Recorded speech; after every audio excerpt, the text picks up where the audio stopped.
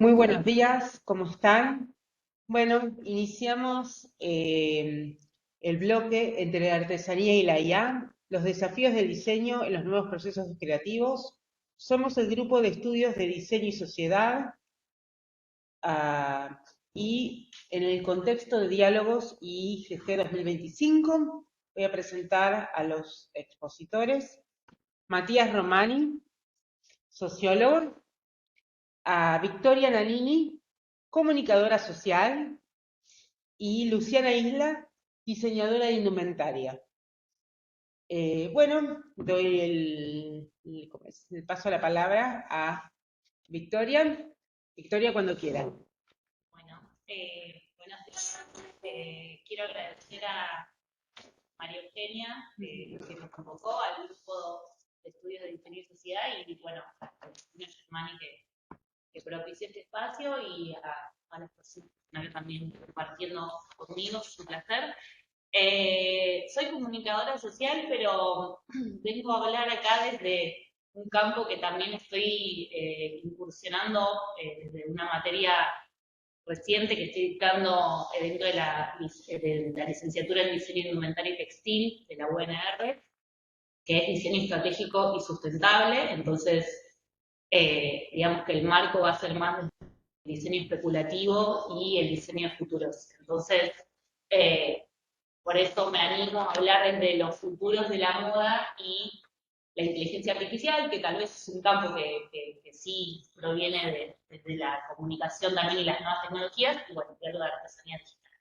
En esto del diseño de futuros, la idea de explorar estas posibilidades del futuro no es intentar adivinar o decir el futuro, sino más bien anticiparse con nuevas narrativas, ¿no? Que cuenten relatos acerca de ese futuro.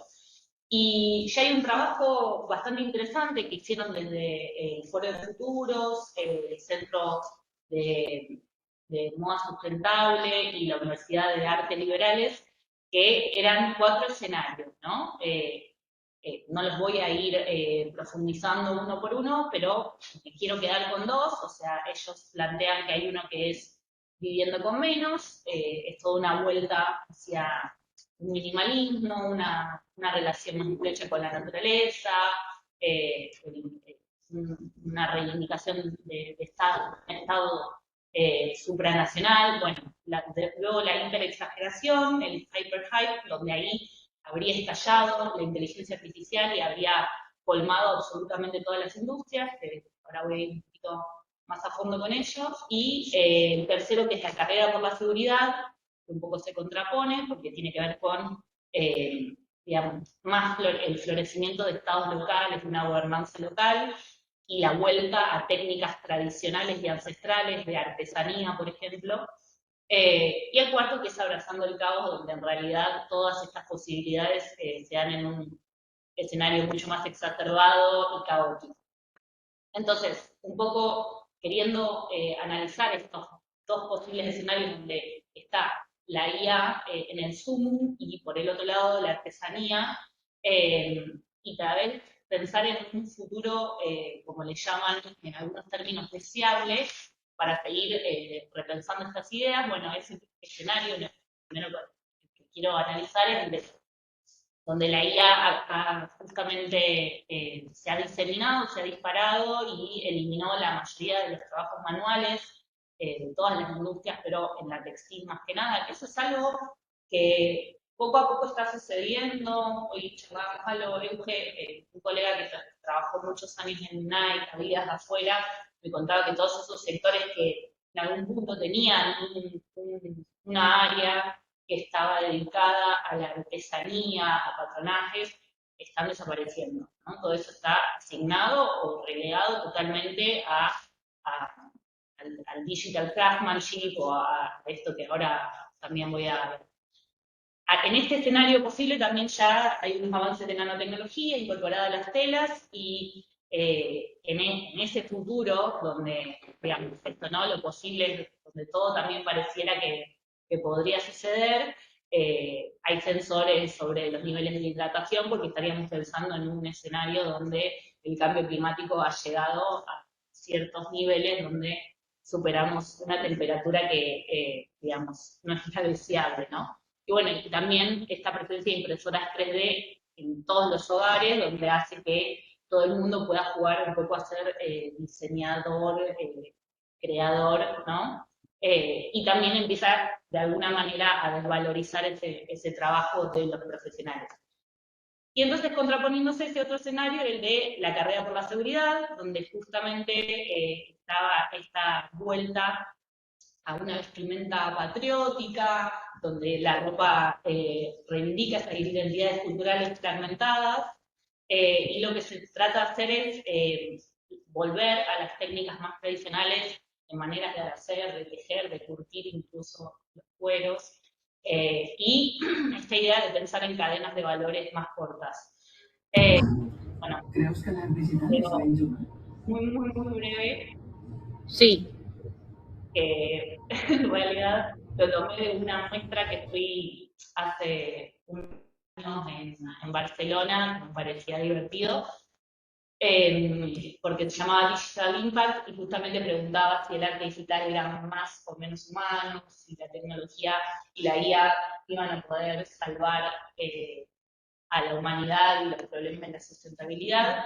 Entonces, con estos dos escenarios, ¿no? Mi cuestionamiento es un poco, digamos, ante este ecosistema actual, este panorama, cuáles son esas especulaciones de futuros que en esta categorización que hacen Dion Rabi de diseño especulativo pueden ser posibles, probables, plausibles, indiferibles, muy sutil las diferencias, ¿no? Pero cuál es entonces el deseable, ¿no? Para este futuro del diseño en general y en este caso la industria textil y de la moda.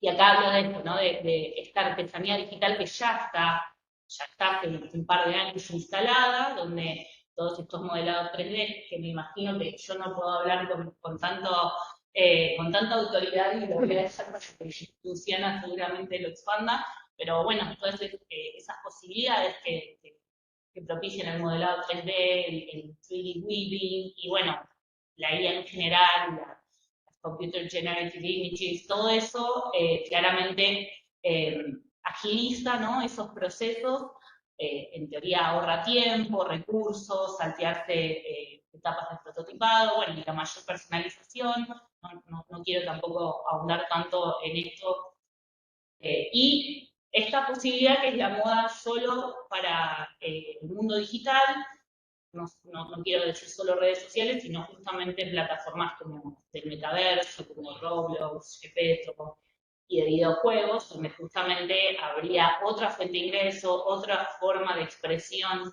identitaria y creativa. No quiere decir que tampoco sea sustentable, porque sabemos que detrás de eso también hay un gran consumo energético, pero bueno, serían espacios donde se estaría instalando también esta posibilidad de artesanía digital. Y tomando un poco un trabajo que hicieron dos diseñadoras del Politécnico de Milán, retomando también, ¿no? Lo que es la inteligencia artificial, ¿no? Está revolucionando estos procesos creativos de los artesanos y las artesanas, dicen que ayuda a generar ideas de diseño, simular cómo se mueven y lucen las telas en modelos virtuales e incluso predecir tendencias de moda.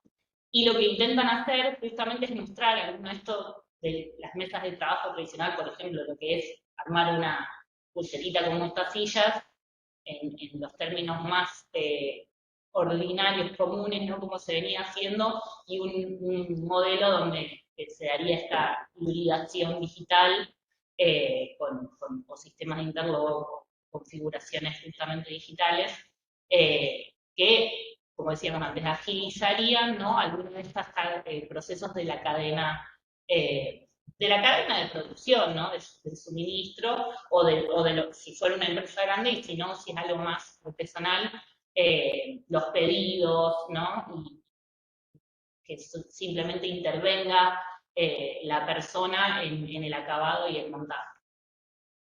Entonces, algunas de las reflexiones ante esto, ¿no? Que son escenarios posibles, futuros posibles, esta invasión que a veces parece un poco apocalíptica de la inteligencia artificial, me parece esta idea de revalorizar, ¿no? Que todavía hay cuestiones de trabajos manuales y artesanales que me parece que no puede realizar la inteligencia artificial. Está bueno pensar en que si habría un futuro deseable, preferible, puede ser una combinación de ambos, ¿no? Donde también a través del traspaso de generación en generación no se pierdan esos saberes que en algún punto estaban, digamos, antes se podían haber transmitido oralmente y, bueno, ahora también tendría que haber un registro, pero bueno, que no sea algo, ¿no? Posicionarnos en un lugar crítico, reflexivo, pero que no sea ni demasiado inclinado hacia el favoritismo por la IA, pero tampoco, obviamente, pensarlo desde esos términos como tremendistas. Sí pienso que la educación es esencial para esto, para generar estos puentes, para superar las brechas, que existan posibilidades de residencias híbridas también, ¿no? Espacios colaborativos de coaprendizaje entre estudiantes, docentes, diseñadoras, diseñadores, artesanos, tecnologías. Y siempre pienso que la incidencia del derecho, ¿no? El Estado, las legislaciones son importantes a la hora de regular a veces, ¿no? El avance de alguna de estas cuestiones o incluso los subsidios que se puedan dar a aquellos pequeños emprendimientos que todavía no están preparados para incorporar, ¿no? Los avances y más o las posibilidades que pueden brindar la incorporación de inteligencia artificial. No mucho más. Así que bueno, gracias. Bueno,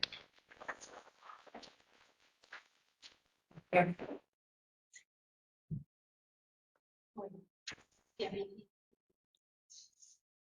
Interesante todo.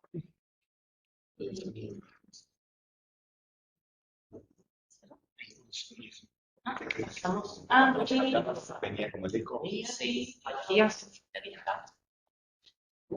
¿Quedó bien?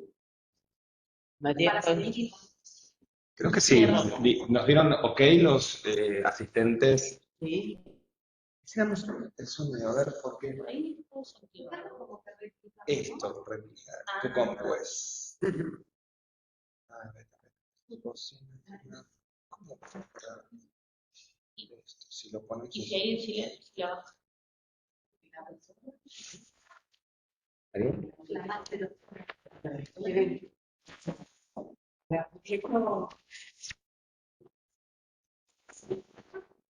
¿Vamos? Creo que ahí se me ve, ¿eh? O queremos para. ¿Se me escucha? Sí. Bueno, habiendo expuesto Victoria, le damos la palabra a Matías. Matías, cuando quieras. Bueno, antes que nada, muchas gracias por la invitación. Un honor, un gusto estar acá y compartir, enterarme de tantas cositas vinculadas con el diseño. En mi caso, puntualmente, digamos, si bien mi relación con el diseño es una relación más bien tangencial, soy como más bien especialista en cuestiones vinculadas con la cultura digital, ¿no? Entonces, de alguna forma, un poco la presentación, si bien va a tocar algunos aspectos relativos al diseño, necesariamente va a tratar de plantear algunas cuestiones más teóricas y necesariamente también tratar de forjar una hipótesis de trabajo que nos puede llegar a servir necesariamente para pensar la inteligencia artificial, para pensar la relación entre la inteligencia artificial y la cultura digital, etc. Un poco la tesis general que voy a tratar de demostrar es que, en definitiva, dentro del marco de la cultura digital, la irrupción de la inteligencia artificial representa un punto de inflexión. ¿Por qué digo necesariamente un punto de inflexión? Porque, de alguna forma, en general hay una tendencia como a caracterizar o a identificar que la cultura digital desde finales del siglo XX y comienzos del siglo XXI, en general plantearía cierto grado de continuidad. Lo que yo voy a tratar de demostrar necesariamente es que hay específicamente una ruptura, hay un punto de inflexión. Y en principio también podríamos decir que ese punto de inflexión tiene efectos no solamente en la estética de las mercancías, ahora voy a remitir necesariamente a qué me refiero con esto, también necesariamente a la dinámica de los gustos y de alguna manera también a la estructura de las distintas formas culturales, ¿sí? Entonces, la idea principal es tratar de demostrar necesariamente con esto y, en principio, vincularlo fundamentalmente con dos casos o dos ejemplos históricos en donde se puede ver la diferenciación entre las plataformas tradicionales dentro de la cultura digital y la irrupción necesariamente de la inteligencia artificial en el marco de la última década. ¿Cuál es el punto de partida de esta preocupación o de este tipo de análisis? Bueno, en primer lugar, yo hace tiempo vengo trabajando sobre un concepto que es el concepto de estética mercantil, que es un concepto que fundamentalmente tanto de la filosofía como también de la teoría sociológica, en donde dos autores, entre ellos un alemán llamado Wolfgang Fritz Hau y otro norteamericano, en este caso Stuart Ewen, plantean necesariamente que se puede analizar la estética, es decir, la apariencia de las mercancías a partir de determinados criterios. Y a partir de esto, el criterio quizás más determinante a la hora de pensar la estética de las mercancías es fundamentalmente las condiciones de reproductibilidad. De hecho, generalmente hay una suerte de acuerdo en común que se plantea, bueno, las diferencias entre la artesanía, entre la manufactura, entre los productos industriales, y necesariamente esas transformaciones están directamente relacionadas con cambios en la estética, ¿no? Por lo tanto, se puede hablar de la existencia de una estética manufacturera basada en la división del trabajo, donde los procedimientos técnicos específicos que implican el estampado, el prensado, el relieve, la ornamentación, con un tipo de mercancía particular, que es lo que se conoce comúnmente en el mundo de la sociología del consumo como las mercancías bric-a-brac, y fundamentalmente con un predominio del diseño de autor. En segundo lugar, hay otro modelo que sería el modelo de las mercancías o de la estética industrial, más bien centrado en condiciones de reproductibilidad tecnomecánicas, basado en la estandarización y en la intercambiabilidad de piezas, y que se aplicó históricamente en el mundo de los durables y concretamente en la industria automotriz y en la industria de los electrodomésticos. Y por último, quizás en ese sentido es el elemento de a mí señalar, que es la idea de una estética digital que estaría directamente vinculada con la microelectrónica y, un poco como señalaba la compañera anteriormente, con la aparición de, por ejemplo, de la infofacturación, con el diseño por programador y necesariamente también con el prototipado vía 3D, ¿sí? Esto es algo que se aplica necesariamente a la electrónica de consumo y que por lo tanto genera algunas características como bastante distintivas. Ahora bien, una de las cosas que me parece interesante remarcar con respecto a esto es que hoy en día estaríamos como viviendo un punto de inflexión, una suerte de divisoria de aguas que marcaría en el marco de la cultura digital, por un lado, un primer momento vinculado con el desarrollo de la sociedad de la información y un segundo momento más bien vinculado con lo que podríamos denominar una cultura de la conectividad. ¿Cuál sería la idea que trato de plantearme en relación con esto? Bueno, que en general, cuando nosotros hablamos, en principio, de las distintas redes de información que han permitido el desarrollo del diseño, el desarrollo de la creatividad, etc., generalmente pensamos en distintas redes de información.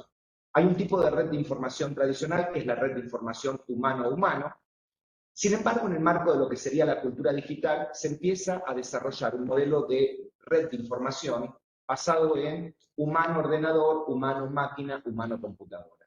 Lo que quiero plantear necesariamente en este contexto es que estaríamos como presenciando de alguna manera un desplazamiento hacia un nuevo tipo de red de información donde la centralidad ya no pasa por el humano y la máquina, sino necesariamente por un tipo de red de información esencialmente maquínico.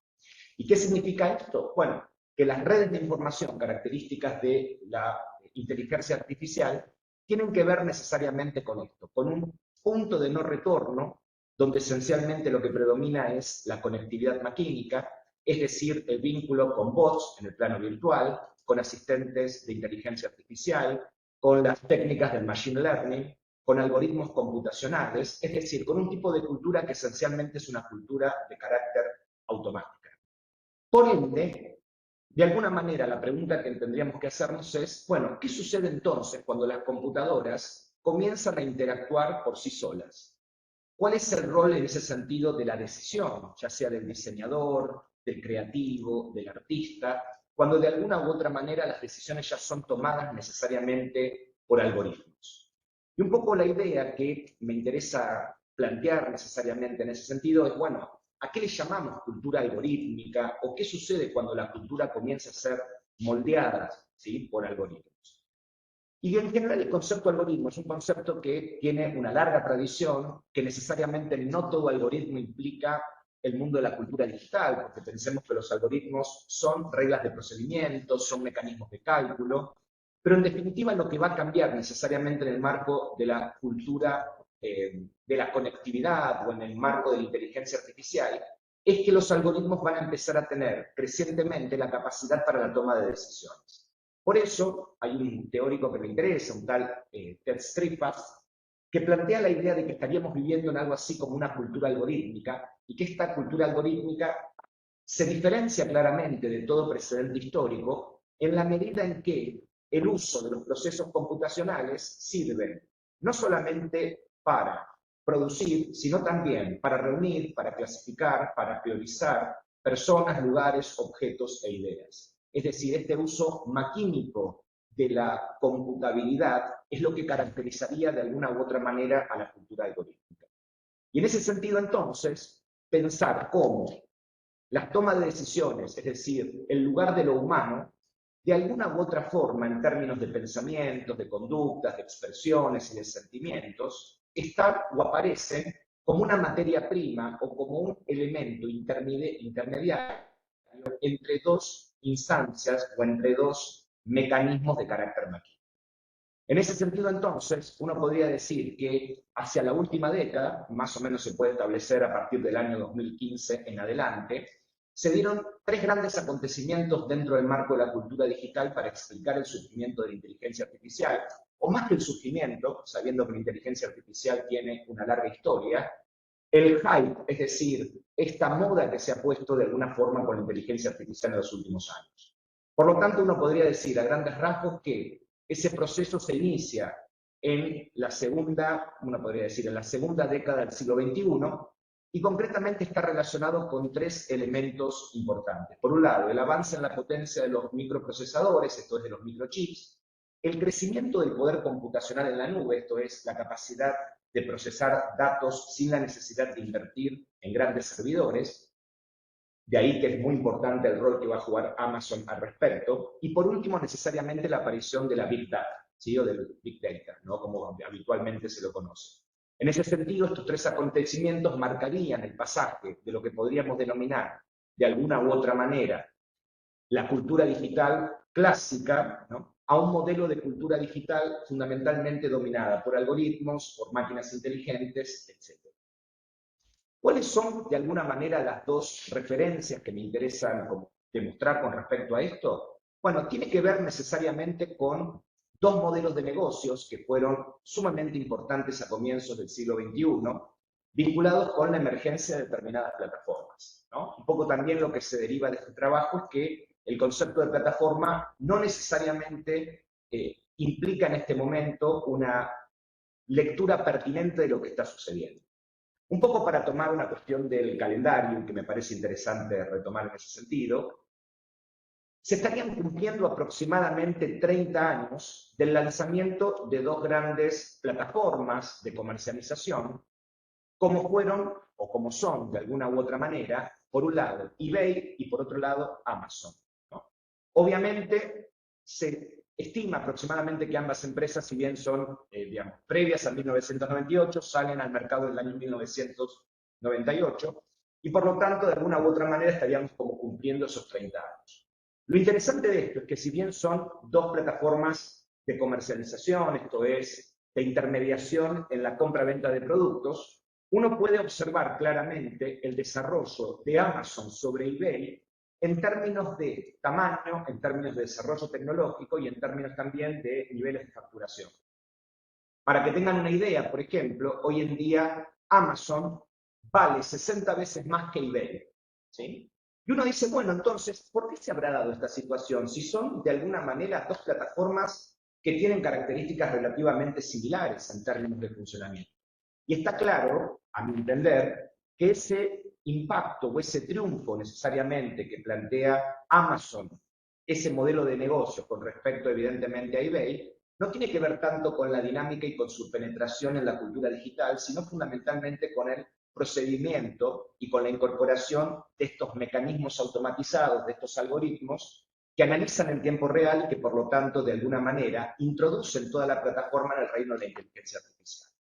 Por ende, de alguna u otra forma, el crecimiento de Amazon en la última década se explica necesariamente por esos servicios de la web, ¿no? El Amazon Service Web, pero también de alguna manera, Amazon Web Service, pero también de alguna manera uno podría plantear a partir de ese intento de experimentación que aún con resultados bastante cuestionables, implicó de alguna forma que Amazon estuviera dispuesta a dar el paso hacia la inteligencia artificial. Uno de las expresiones en ese sentido, no sé si la conocen, pero sería muy interesante al menos para estudiarla. Amazon sacó allá por el año 2017 un dispositivo que se llamaba Amazon EcoLook, ¿sí? Que era algo así como un módulo con una cámara fotográfica en donde cualquier persona, cualquier usuario, se podía sacar una foto, ¿no? Y esa foto implicaba de alguna manera un tipo de look. Entonces, a partir de la instancia de inteligencia artificial, había un programa que se llamaba Style Check, que implicaba qué cosa, que esa imagen iba a ser analizada inmediatamente por inteligencia artificial y entonces uno podía decidir qué se iba a poner. ¿Se entiende? Entonces, yo por ejemplo, hoy me puse una camisa azul, ¿no? Pero muy probablemente la decisión de ponerme una camisa azul implicaba qué cosa, que quizás me probé la camisa azul y me probé la camisa rosa y entonces ese mecanismo, ese software, esa aplicación implicaba qué cosa, que en términos del chequeo de estilo iba a tener un puntaje mayor y entonces lo que iba a elegir básicamente mi look tenía que ver con estas decisiones automatizadas, ¿no? Pienso lo mismo, ese sería como el primer ejemplo para pensar de alguna manera la importancia que tiene estos servicios automatizados, esta relación máquina-máquina que caracteriza la cultura digital actual, también necesariamente con otro modelo también de plataformas y vinculado también con indumentaria, que es en ese sentido, por ejemplo, la diferencia entre Alibaba como plataforma china y la emergencia de dos plataformas que utilizan de manera intensiva inteligencia artificial, como son Temu y Shein, ¿sí? En ese caso también vemos esa diferencia de cómo estas últimas dos plataformas de alguna manera han sobrepasado el crecimiento y el impacto las viejas plataformas de comercialización tradicional que aparecieron en el marco de la cultura digital. ¿Y por qué decimos esto? Porque si bien son plataformas de venta, lo que incorporan estas dos plataformas a partir de sus mecanismos y sus procedimientos de inteligencia artificial tiene que ver con, por un lado, con la alternativa de recompensas, esta idea de, por ejemplo, hay cierta ludificación y por lo tanto ciertas recompensas vinculadas con descuentos, como si fuera de alguna manera una máquina tragamonera, ¿no? La idea de un slot en ese sentido. Y además de eso también una cuestión mucho más eficiente en el funcionamiento de los algoritmos. Esto es, claramente, cuando uno, por ejemplo, estuve investigando en estas semanas, y evidentemente cuando uno empieza o se descarga la aplicación, etcétera, lo que automáticamente aparece es que, bueno, ya Temu y Shein te empiezan a aparecer en diferentes aspectos y por lo tanto, bueno, es como si los algoritmos tuvieran una mayor capacidad que lo que tradicionalmente uno podría encontrar en las plataformas tradicionales de comercialización de los inicios de la cultura digital. Por lo tanto, un poco a modo de resumen, un poco la idea de este modelo de dopamina, este modelo de recompensaciones aleatorias, etcétera, parece predominar en el marco de la inteligencia artificial como última etapa o como la etapa superior o como un momento, podríamos decir, de mayor desarrollo de los principios esenciales de la cultura digital.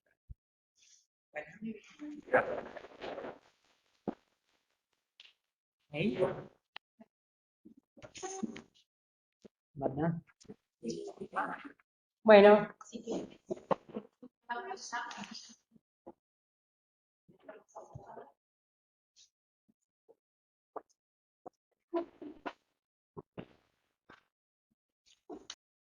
bueno, habiendo expuesto a Victoria y Matías, damos la palabra a Luciana, la última expositora de la mañana. A Luciana, cuando quieras.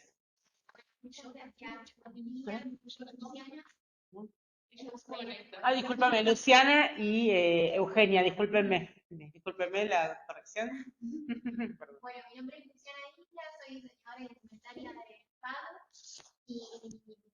mi propuesta del día de hoy tiene que ver con traer la aplicación de la inteligencia artificial ya en el campo del diseño, aplicada en un flujo de trabajo, incorporarla como una herramienta más y no entregarnos como a esta idea catastrófica o lejana o intangible que representa hoy este concepto, ¿no? Muchas personas, muchas empresas e emprendimientos obviamente lo están incorporando. Ya hoy en día con el uso de ChatGPT es algo que está a mano de todos. Así que bueno, vamos a empezar. Principalmente quiero contarles un poco de dónde surge mi interés por la inteligencia artificial, porque esto viene de muy larga data. Hace unos años yo lo que estaba tratando de investigar por dónde ir en mi carrera, veía que había diseño 3D, había un montón de disciplinas interesantes, nuevas que estaban surgiendo, empezando a estar en auge. Y particularmente la IA me interesó desde mi contexto como diseñadora argentina, porque vi una campaña de Desigual publicada en LinkedIn, donde era la primera colección bajo demanda diseñada por inteligencia artificial. ¿Qué es lo que más me importó de esto? La demanda, sinceramente. El ser una persona emprendedora, que acá pareciera ser que todos trabajamos 9 horas para hacer nuestro propio emprendimiento, o en lo personal así lo digo yo siempre. La idea o la propuesta de poder producir algo bajo demanda me pareció como que me llamó la atención. Y ahí es donde, a ver, no sé si se ve toda la pantalla, ahí va.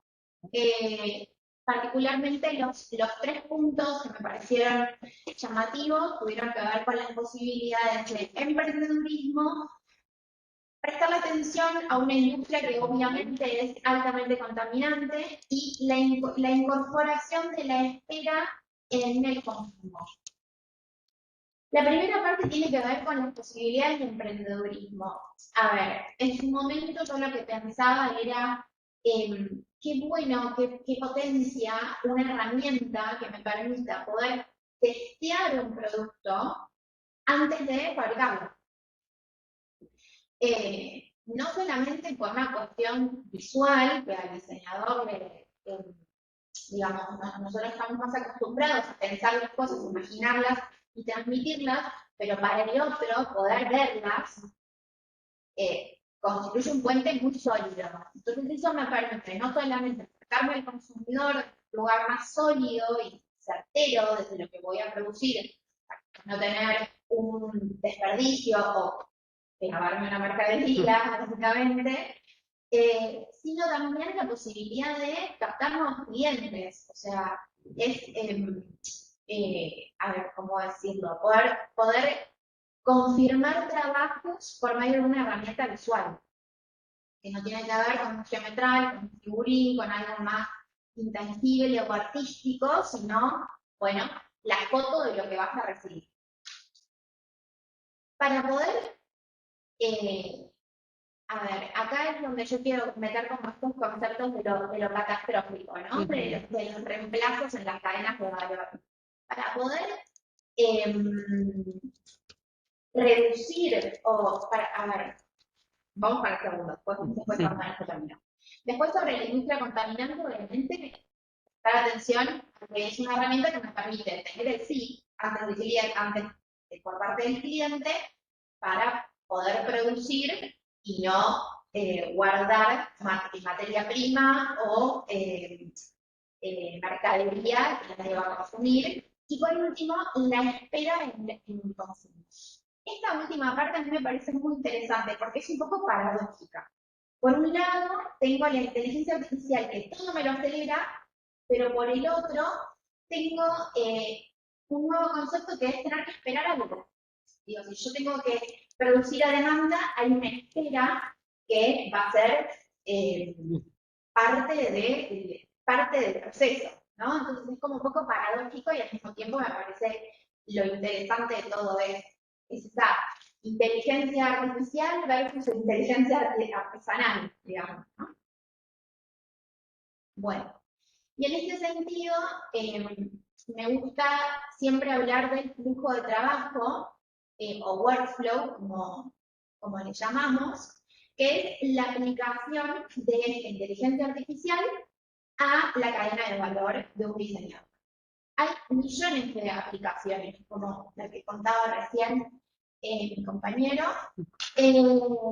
pero bueno, esta es propiamente la que a mí me gusta traer porque es la tangible en el mundo diario, en el trabajo diario del diseñador.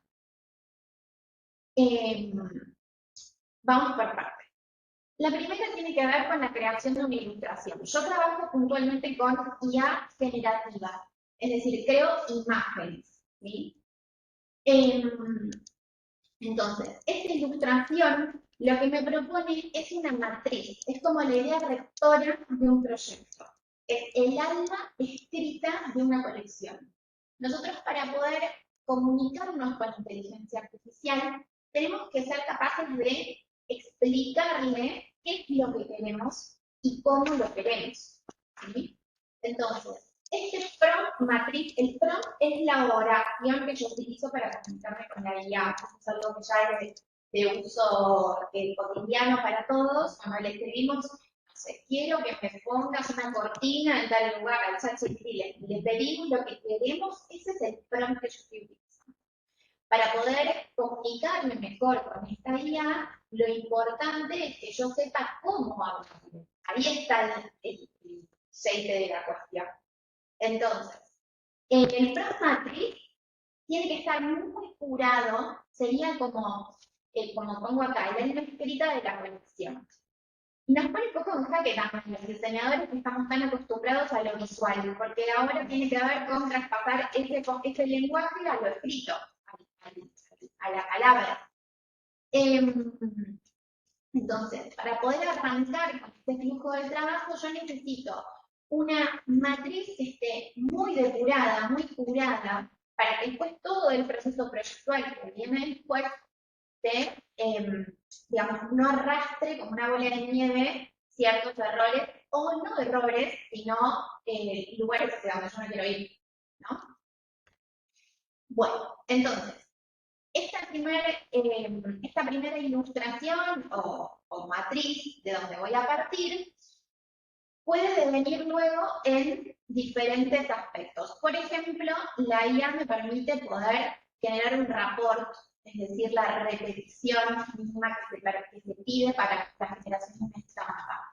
Entonces acá ya tengo como un punto de partida muy interesante que me agiliza, esto si es real, me agiliza muchísimo el proceso de diseño, ¿no? Esto no reemplaza de ninguna manera a un ilustrador. O sea, esto es muy importante, porque la sensibilidad que tiene un diseñador la tiene. Si uno busca hoy en día, qué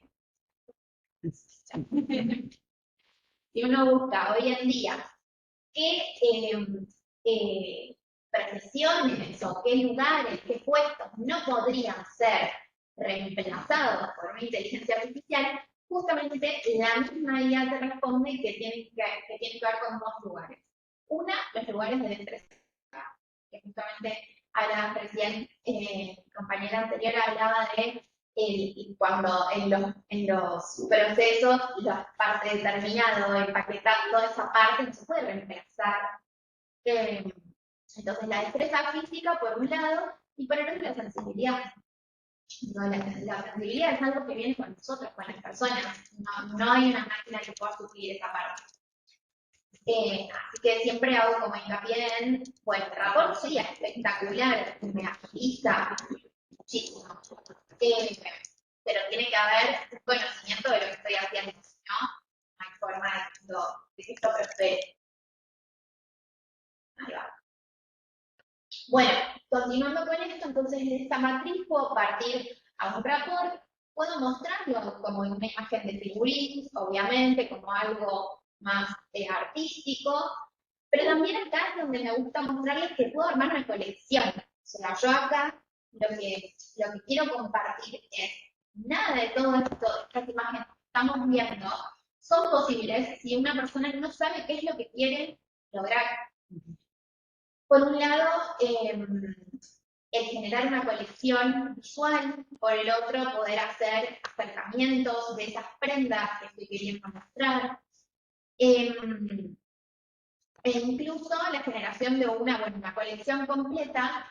Y acá lo que me gusta hacer hincapié y compartirles es que no solamente cuando utilizo IA estoy eligiendo desde el lugar del diseño las tipologías, los largos modulares, los colores y todos los conceptos que uno como profesional maneja, sino también quiénes están usando estas prendas.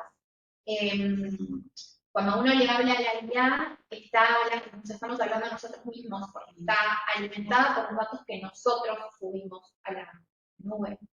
Entonces, cuando uno pone, quiero un cuerpo vestido de tal manera, con ciertas tipologías y demás, también hay que prestar atención qué cuerpos estamos vistiendo, porque es un punto donde la vida te va a devolver lo que nosotros consideramos bello.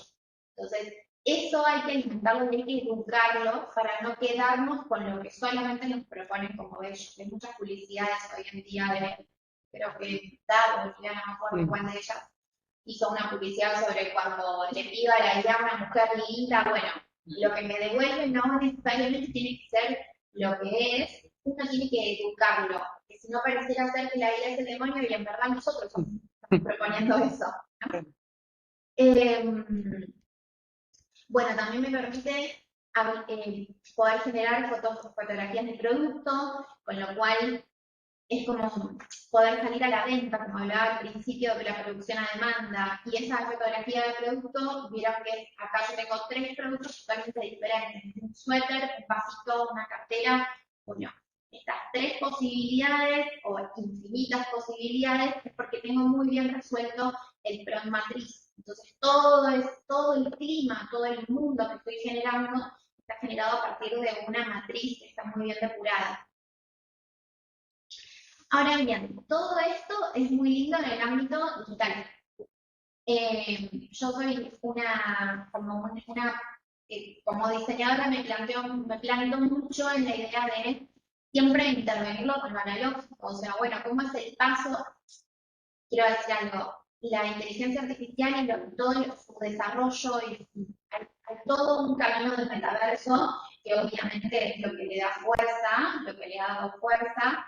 Pero a mí en lo personal, creo que es un poco lo que hablaba anteriormente, creo que lo artesanal o lo analógico es lo que nos salva, lo que nos ancla la tierra, ¿no? Entonces, bueno, ¿cómo paso de todo esto que acabo de ver de manera digital a algo tangible, algo que puedo poner? Entonces ahí está el desafío del diseñador. ¿Qué hago con todo esto? Bueno, todas estas herramientas espectaculares, ¿qué hago? Entonces acá traigo un ejemplo puntual.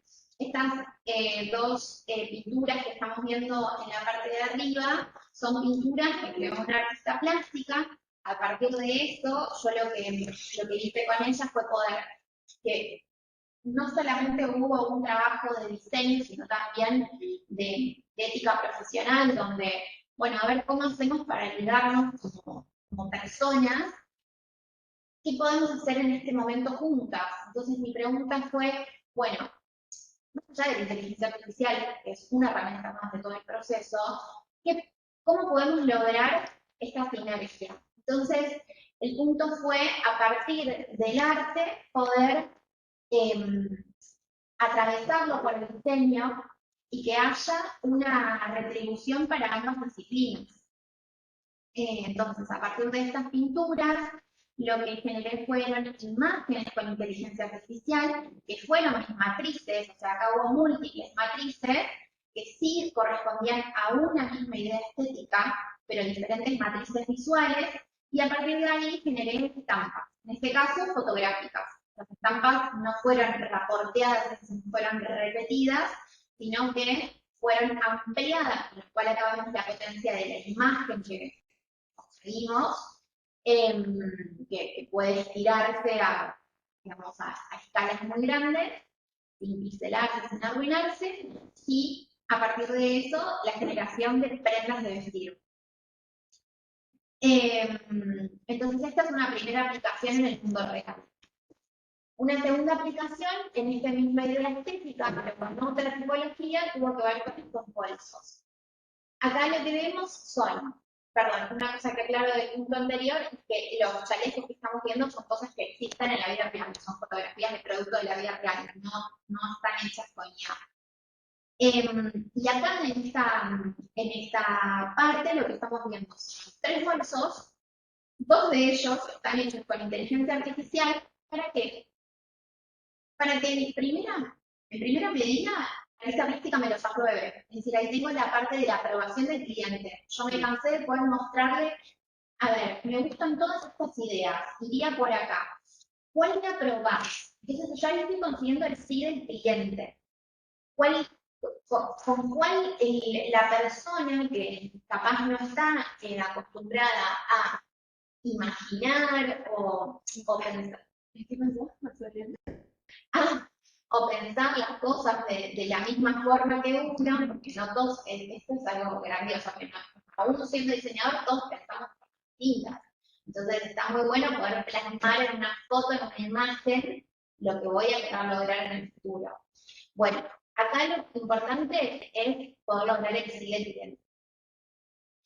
Entonces, como primera medida, tengo estas 2 imágenes para poder lograr el siguiente. Una vez logrado eso, también acá viene mi parte, que es poder comunicarme con el taller o con el modista o con quien sea que va a trabajar luego en este proyecto. Entonces, me permite como, acá es donde me gusta entenderlo como una herramienta que me permite poder comunicarme no solamente con alguien externo, sino con alguien interno de la cadena de valor. Y decirle, quiero lograr esto. ¿Se imaginan que yo no le puedo caer a una modista o a un taller con algo imposible de fabricar? Entonces, por eso también es muy importante que yo sepa cómo hablarle a esta herramienta para que después lo que me devuelva sea algo factible de producir en el real. Y por último, se ve el resultado para que también podamos ver lo tangible de los resultados, no solamente lo que imaginamos. Bueno, podríamos hablar horas de todas sus formas de aplicación, pero me gusta siempre traer un espacio de reflexión, que lo primero tiene que ver con la sensibilidad, que es esa habilidad irreemplazable que hemos hablado desde el principio, que es lo que, a ver, parece un término que uno, ¿cómo decir? Que uno minimiza o no le da el lugar suficiente, pero la realidad es que justamente es una habilidad que nos permite hoy sostenernos, levantarnos en nuestro lugar, y por otro lado es la habilidad que básicamente hace pensar en una de las empresas millonarias del mundo. Entonces realmente es una habilidad importante en todo este tema. Después, en segundo lugar, el criterio del diseñador, que es entender qué quiero y cómo lo quiero. Hoy, con tantas herramientas visuales, todos podemos jugar, creo. Todos podemos. Bueno, pero ¿se puede hacer eso que vos querés mostrando? ¿Cómo lo haces? Digo, ¿a quién tenés que contactar? ¿A qué proveedor? ¿Tu proveedor puede hacer esto? ¿Tiene las máquinas? ¿Tu proveedor te va a entender? Todas esas partes, para no hundirnos en la cuestión catastrófica, que por supuesto que sí hay un montón de cosas que se reemplazan o que se transforman, porque toda herramienta gráfica, digo, hace muchos años, cuando yo fui Illustrator, también podían dar miedo cuando uno estaba más desde lo analógico. Bueno, hoy estas herramientas nos dan un poco de esa desconfianza, pero son parte de las herramientas de uso diario. Entonces, el criterio del diseñador es un espacio de reflexión para mí hoy, que es saber qué quiero y cómo lo quiero. Después hay una parte que a mí me parece como importantísima, que tiene que ver con el conformismo. Porque es tan grandioso lo que me va a devolver estas herramientas, que es muy tentador decir, bueno, yo quiero esto, o lo quería. Y ahora de repente me parece una imagen superadora de lo que yo quería. Entonces me voy por el lado donde me propone la máquina. Bueno, frente a eso hay como un libre albedrío que ahí me parece que está este espacio de sensibilidad que uno tiene que aferrarse, ¿no? Digo, si yo me voy a conformar con todo lo que me devuelva de allá, entonces no es una herramienta que yo estoy utilizando, sino que yo estoy al servicio de esa herramienta. Y creo que ahí es donde nosotros tenemos un poco en juego nuestro rol. Luego está la ansiedad por crear. Tener tantas herramientas a disposición, tener tantas posibilidades a disposición hacen que uno de repente pierda el eje de su camino.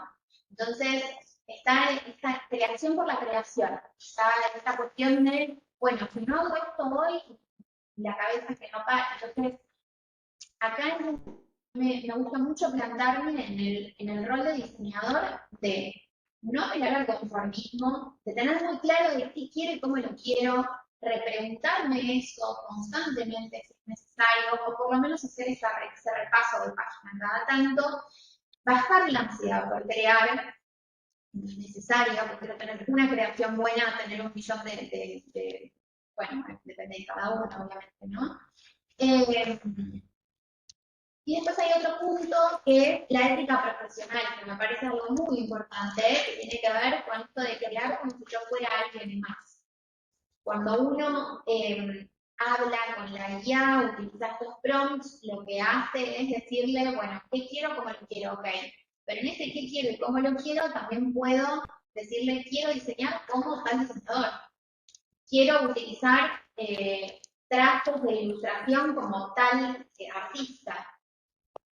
Bueno, eso es posible. Entonces ahí tiene que entrar la ética profesional. Actualmente, y desde hace varios años, ya hay muchos concursos y hay toda una semana de la moda donde uno presenta sus colecciones. Y en estos concursos son muy estrictos con los prompts que se utilizan para la generación de las colecciones. Yo no puedo presentarme, por ejemplo, a un concurso presentando una colección en la que pedí básicamente que se diseñe, que yo le pido a la idea que diseñe con Débora Valencia. O sea, no tiene sentido.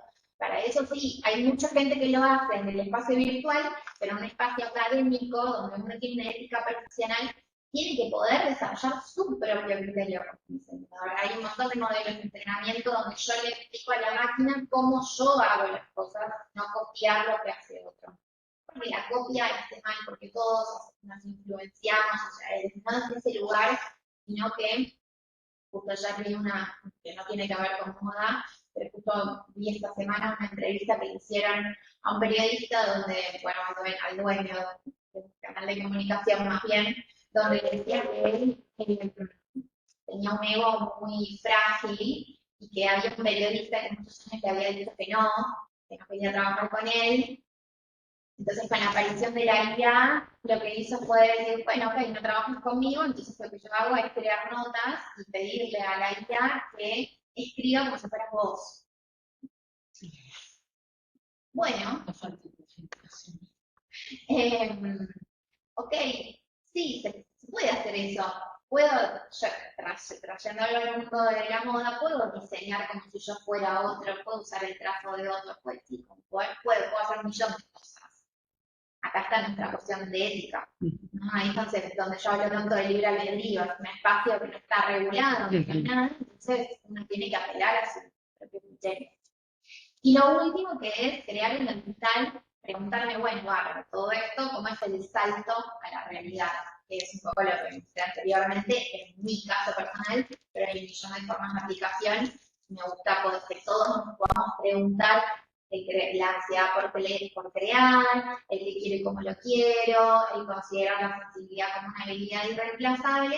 Bueno, todos esos conceptos, hacia dónde me llevan y hacia dónde quiero ir. Entonces, ¿cómo es ese uso en mi propio salto hacia la realidad? Son algunas preguntas las que sirvan para disparar millones.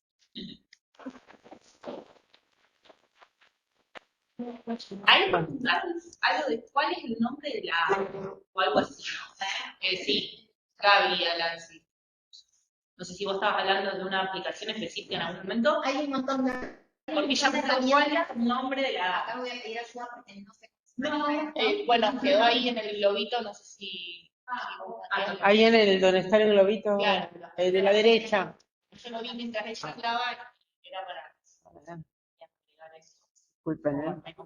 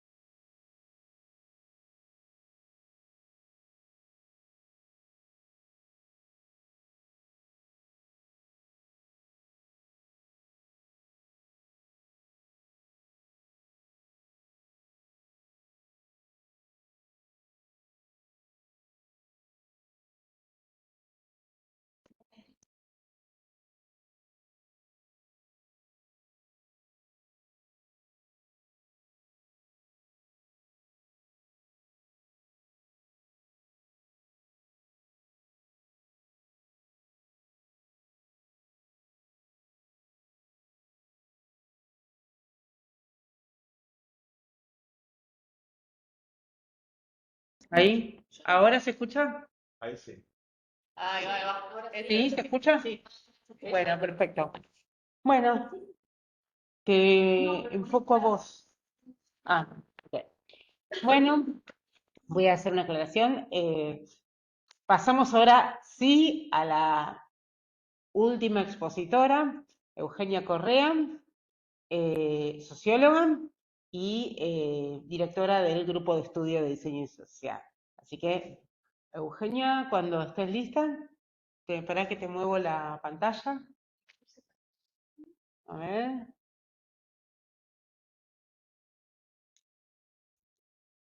Ahora sí. Pero tendría que aparecer ahí, ¿no? Entrar al web. Ah,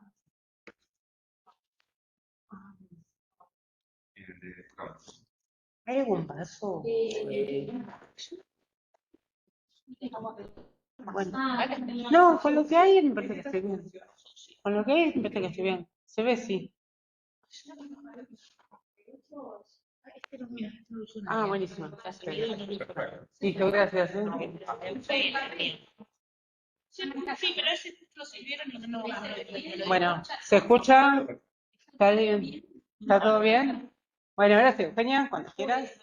muchísimas gracias por Sí. bueno, no sé, por la idea que Matías del grupo de, recordarme, Transformaciones del Campo Cultural y las Clases Medias, con el grupo de estudios de diseño y sociedad, armamos esta mesa en una jornada de diálogos del Germani, y la verdad es que nada, yo estoy ya agradecidísima por la calidad de las presentaciones, lo de Victoria, lo de Matías, la presentación presentación de Luciana, bueno, a mí me encantaron. Ahora les doy la mía, espero que me guste, pero bueno, yo ya con esto estoy hecha. Bueno, bueno, este es el título de la mesa, entre la artesanía y la IA, los desafíos del diseño y los nuevos procesos creativos. A mí me encanta hablar del diseño y la historia, por supuesto, no es el tema, pero un poco recordarles que digamos, el diseño nació con el calor de la industrialización, ¿sí? Un poco pensado para embellecer esos objetos que eran inicialmente feos, concebidos como feos por la industria. Entonces, bueno, las cuestiones de forma, de calidad, empezaron a generar los diseñadores, ¿sí? La función, la cuestión de la ergonomía, la adaptación a los cuerpos, investigación en formas, en colores, materialidades. Bueno, ahí vino el diseñador en clave individual, ¿sí? Como un técnico artista, saberes, digamos, diversos, múltiples, que le permitían generar experimentación de diversa índole proyectual para generar y concebir productos de uso cotidiano. Ya lo que es la segunda mitad del siglo XX se incorpora con la producción de la producción masiva de bienes materiales, se incorpora el diseño a la vida cotidiana, ¿sí? A los hogares, a la cultura material y visual contemporánea. Bueno, ahí tanto el diseño industrial, me parece que Yo creo que va a ser este es el mío. vos llevaste Tanto lo que es en el diseño industrial como en el diseño de moda, los procesos artesanales en los últimos años se han revalorizado, se han como comenzado a reponer, ¿sí? En términos de valor, a partir de los cuestionamientos de los mandatos de la moda, ¿sí? Propios del mercado masivo de bienes, a partir de una mayor focalización en la construcción singular, ¿sí? De los cuerpos informados, como les decía, el cuestionamiento de la moda, de los mandatos, y esta mayor personalización en los consumos. Bueno, ahí se empieza como a revalorizar, a poner, digamos, más en valor todo lo que es la producción artesanal, ¿sí? Como revalorizando las técnicas artesanales, las técnicas ancestrales. Proyectos que involucran desarrollos creativos no industriales en línea con trabajos más manuales de oficios, como la cerámica, trabajos de vitrificación, joyería contemporánea, postura en línea con la reparación, con la economía circular, tan tema de hoy, producción con fuentes naturales, experimentación y desarrollo de piezas a base de biomateriales. Hoy también se puede ver que está creciendo. Entre otros procesos llevados adelante por diseñadores, se vuelven como interesantes modelos de entrecruzamiento de saberes y prácticas tradicionales, que los pensamos también como innovadores, porque empiezan como a generar nuevas formas de producir, ¿sí? En este mercado tan saturado de producción masiva, que empiezan a interpelar también estas formas de hacer actuales, ¿sí? Entonces el artesanado como valor tradicional, al mismo tiempo que se piensa como innovador, se empieza también a pensar como un nuevo lujo, ¿sí? Que recuperar de alguna idea esta cuestión de las voces y las técnicas ancestrales, el cuidado de la naturaleza, los tiempos lentos, un poco como en contracara del fast fashion, que ya, digamos, viene desde los 80, desde los 90, invadiendo el mercado cada vez más. Bueno, ahora ya no es el fast fashion, hablamos ya de ultra fast fashion. Matías hablaba de Shein, hablaba de Temu. Bueno, son nuevas plataformas que ya, digamos, traspasan lo que es también los tiempos del fast fashion. Bueno, ahí lo artesanal tiene otras propuestas. En ese sentido, hablamos de artesanal, los procesos artesanales como innovación, ¿no? Como recreando o planteando nuevas formas en este mercado imperante, para este mercado saturado de bienes. Entonces el diseño se imbrica ahí en procesos artesanales, en la historia de los procesos artesanales y la nutre al mismo tiempo, con esta combinación de saberes distintos, de saberes diversos, en línea con la posibilidad de permear un nuevo valor, de brindar mayor expansión y potencial a los productos creados en formatos tradicionales. Ahora nos preguntamos, ¿qué tiene que ver la IA con los procesos artesanales, con todo esto que venimos? ¿Cómo pensar esta convivencia? Todavía estamos como viendo, ¿no? Cómo se han formulado procesos artesanales, cómo se dan las cuestiones de los proyectos que están por la IA. Ante la necesidad, hay una cuestión que ante la necesidad de salir del sistema, el sistema industrial extractivo consumista, de acumulación, de hiperconsumo y de descarte, ¿no? Por ese hiperconsumo trae una gran cantidad de descarte posterior.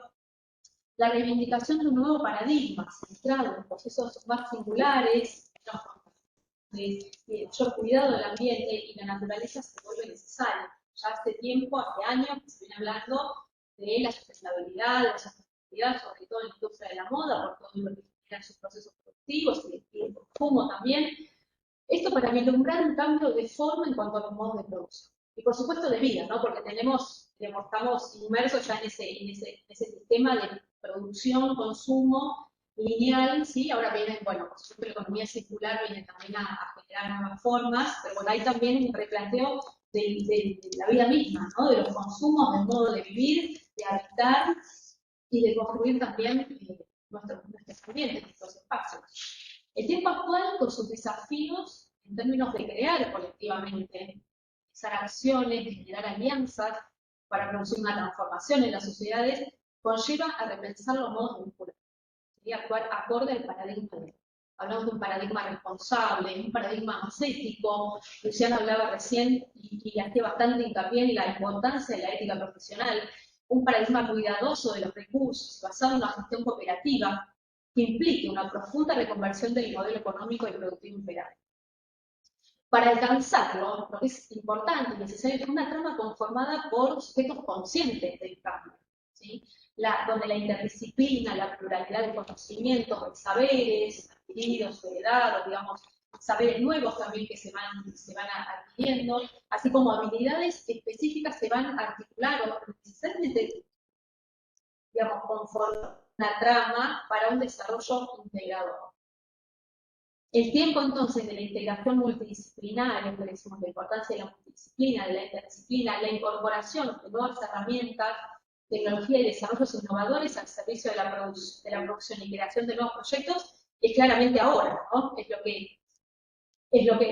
lo que estamos viendo. Igualmente, esa integración aún hay que potenciarla, ¿no? Porque todavía hay un trabajo ahí bastante individual. Entonces, digamos, el camino hacia esa mayor integración. La coparticipación entre actores diversos conformando redes de acción conjunta es lo que permite dar un paso más en la búsqueda de nuevas historias que dejen atrás un pasado de desencuentros, ¿sí? De acciones sin alma o sin propósito. También Luciana hablaba de los proyectos y digamos, implicarles este alma, ¿no? A los proyectos, la importancia de estos proyectos con alma. La transición hacia un modelo diferente donde prime la resolución, en múltiples perspectivas o visiones compartidas, apostando por un futuro de mayor bienestar, ¿sí? Un profundo cambio en los valores que atraviesan el desarrollo social, entrarme a la necesaria integración y comunicación de los sujetos y su propia participación. Entonces, aquí el artesanado se va a implicar con procesos industriales y al mismo tiempo con herramientas como la inteligencia artificial que permiten procesos múltiples, disruptivos, de despliegues creativos, con una diversidad de posibilidades narrativas, lenguajes, expresiones. Cuando la IA interpreta a la propia historia y desafía lo conocido, se vuelve más interesante porque abre horizontes de actividades, de proyectos que conjuntamente con la visión humana se articulan generando nuevas potencialidades. Acá también está la cuestión de la automatización o esta mayor autonomía que uno adquiere en relación al desarrollo del proceso. Uno estaba integrado desde el principio hasta el final, bueno, ahora con la articulación o dejar un poco en manos de la inteligencia artificial, a su vez también vemos que genera una dependencia de esta cultura como cultura maquinista o bueno, de esta nueva cultura que se va permeando cada vez más. La IA, ¿por qué esta autonomía o esta dependencia? Porque la IA nos sumerge en un mundo que abre al infinito, ¿no? Con rapidez, con tiempos para la creación y resoluciones al instante. El saber experto del diseñador o de la diseñadora imprime la dirección o el objetivo de la creación propuesta por la IA. Le da sentido, le da una trama, le da propósito. Ese saber experto, ese saber del diseñador le da un propósito, indagando en las ideas que se retroalimentan con la herramienta digital. Según el proyecto del que se trate, el corpus que se obtiene a partir de estos desarrollos de modelos amplía las posibilidades de acción del diseñador. al brindar nueva información, perspectivas, expresiones, contenidos diversos que requieren la mirada atenta del diseñador para su adaptación a los proyectos, a los ámbitos resolutivos y sobre todo a la población o cultura destinataria. Los procesos creativos incorporan nuevas tecnologías en sus desarrollos, pero al hacerlo, la importancia de la intervención de los diseñadores, artistas, proyectistas, entre otros, en el ejercicio de plasmar visiones claras, con sentido crítico, basado en la experiencia del propio ser, es clave para maximizar su potencial, sea en el uso de las tecnologías, IA, aplicaciones específicas, trabajos en 3D, y demás.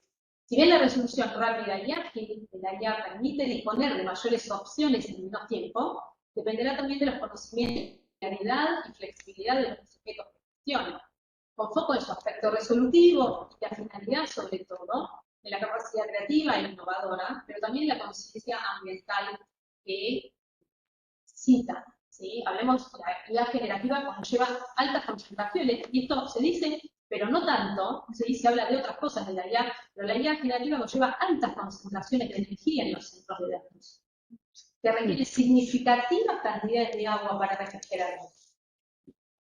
Altísimas cantidades de toneladas de agua para refrigerar esos centros de datos en donde se entrenan los modelos, generando emisiones y utilización de recursos que son vitales, que pueden impactar aún más la crisis climática actual. Esto es fundamental. Podría disminuirse por un uso racional de la tecnología.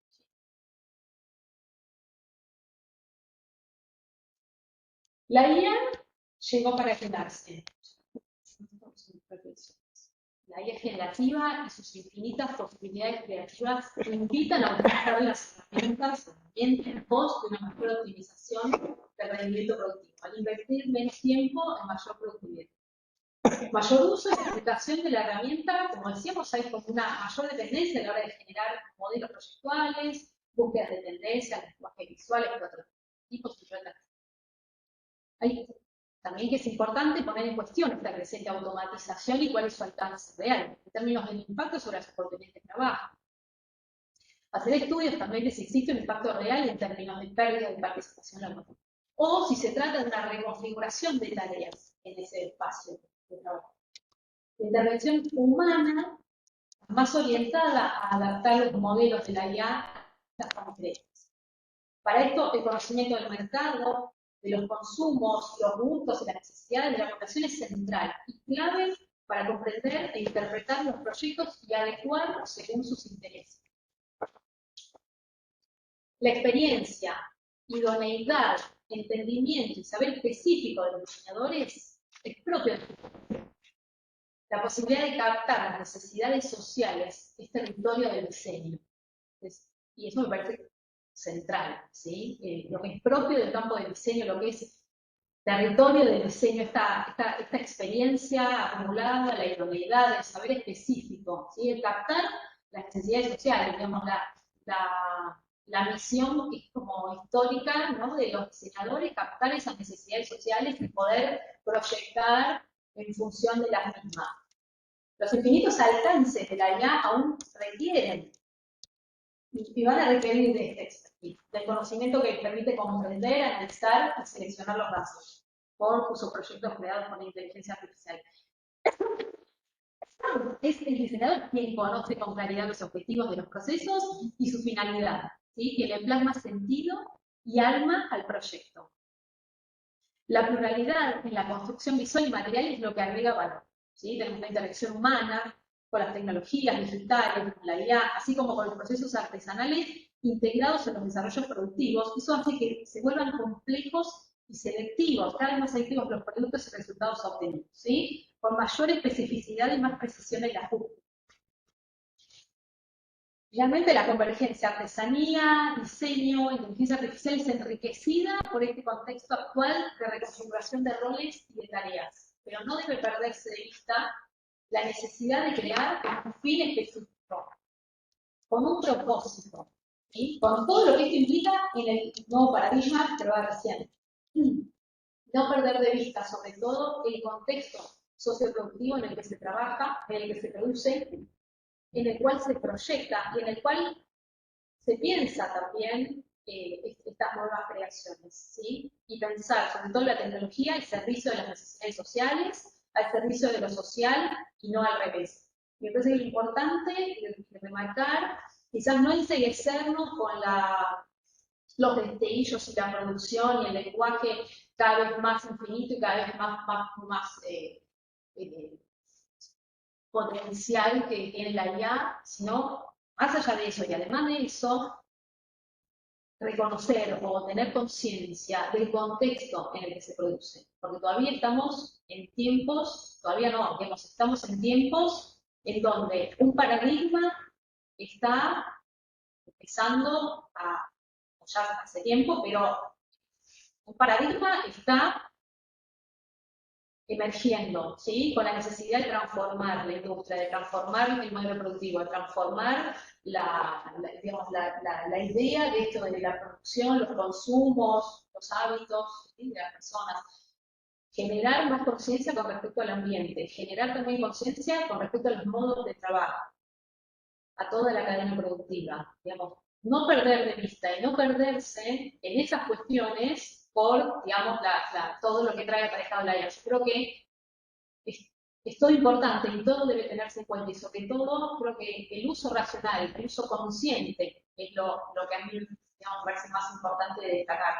Todo lo que puede generar, sí, y más, y más, y más, pero no perdamos de vista desde dónde, un poco esto que decía Luciana, que tenemos que anclar los pies sobre la tierra, porque hay realidades de las cuales, digamos, también tenemos que ser conscientes, ¿sí? Y, bueno, en todo ese contexto en donde esto va creciendo. Entonces, también, digamos, la importancia de la ética profesional, la importancia de arraigarnos, ¿sí? Y no perdernos por ahí en esto de las luces de la IA. Bueno.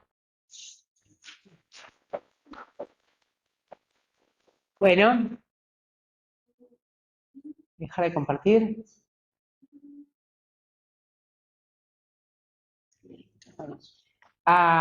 Bueno, gracias a los 4 presentadores. No sé si Eugenia querés decir unas palabras.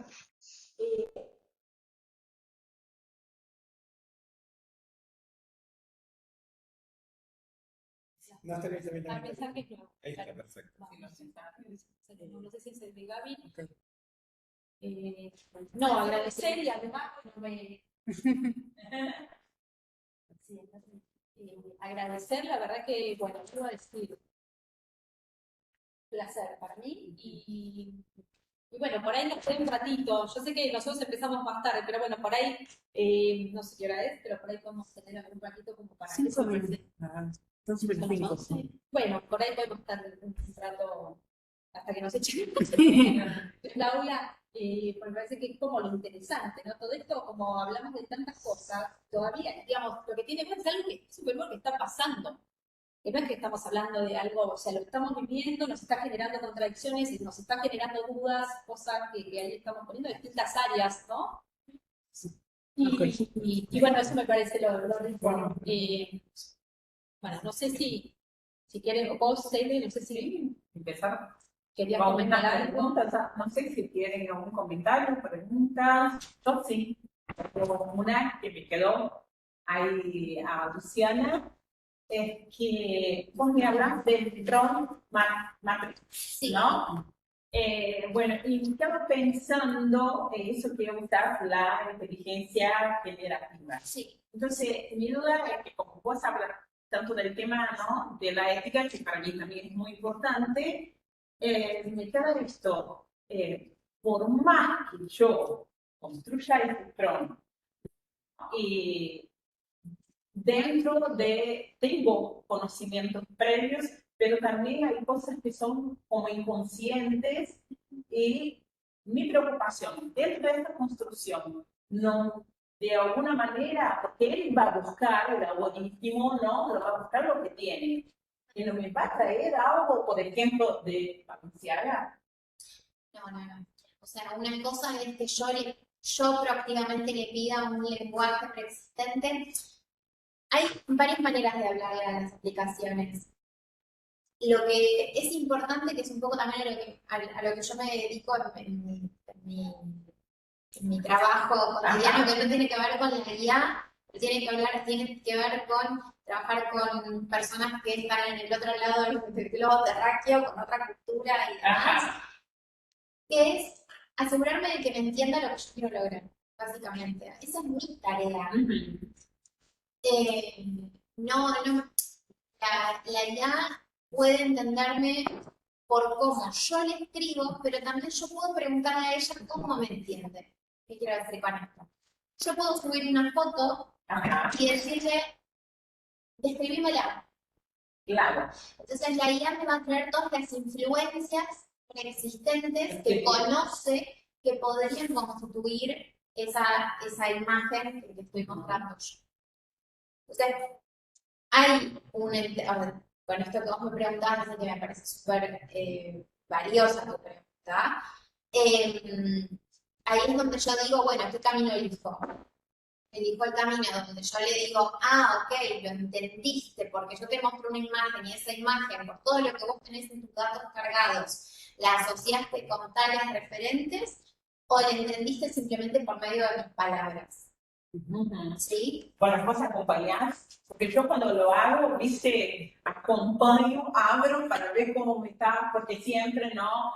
Me estaba preguntando tal cosa. Bueno, entonces tengo que pensar, y va por ahí, ¿no?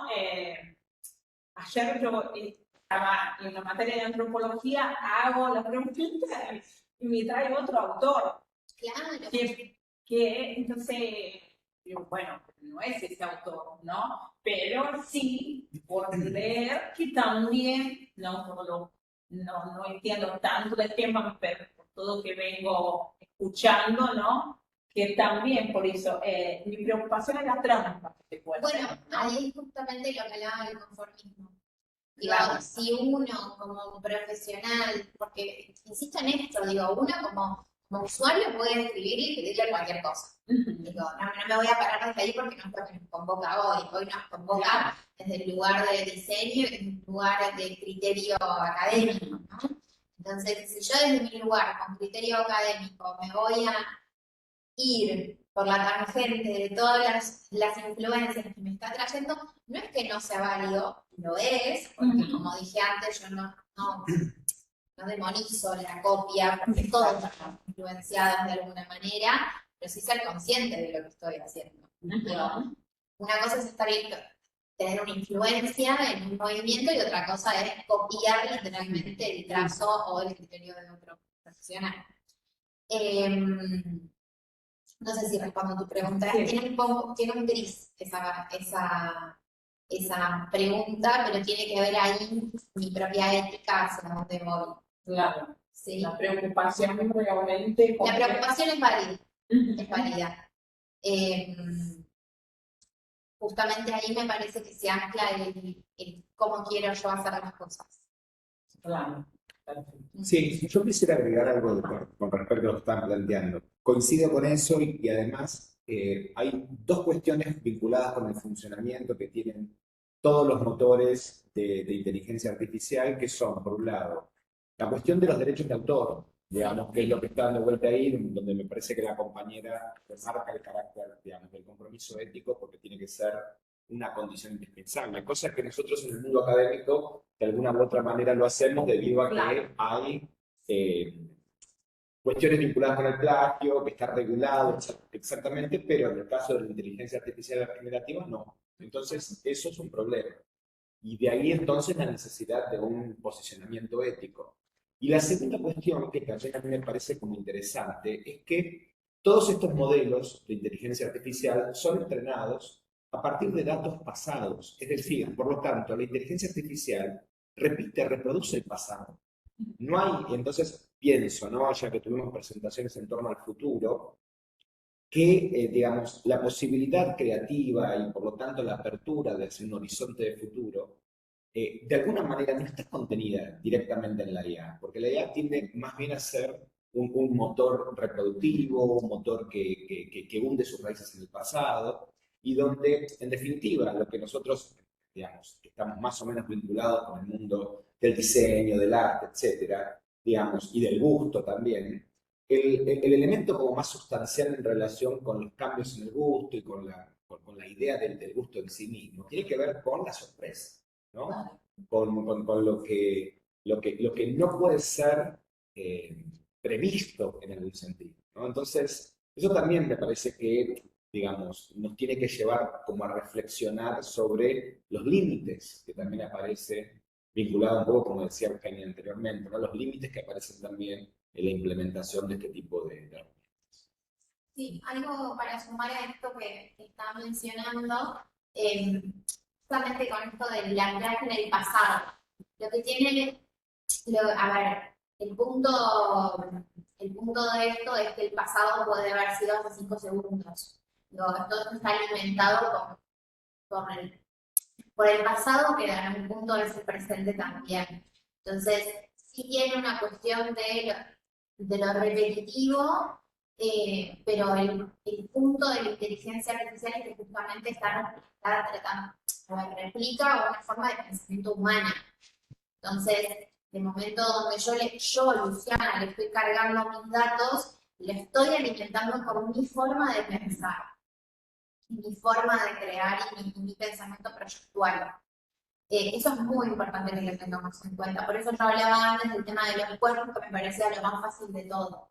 Digo, cuando me ha tocado que me pidan, no sé, por ejemplo, una campaña fotográfica donde quieren replicar en una modelo una colección sin hacer una producción de fotos, ¿no? Entonces ahí se ahorran un montón de costos.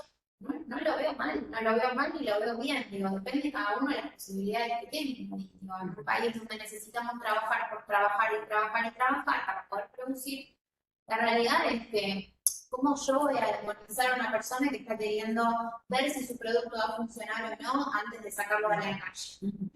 Ahí es donde yo siento que uno tiene que también tener criterio no solamente desde el lugar filosófico que nos convoca la IA, sino también desde un lugar, bueno, traigo todas estas herramientas a Argentina 2025. Me parece que eso es muy importante, también el contexto.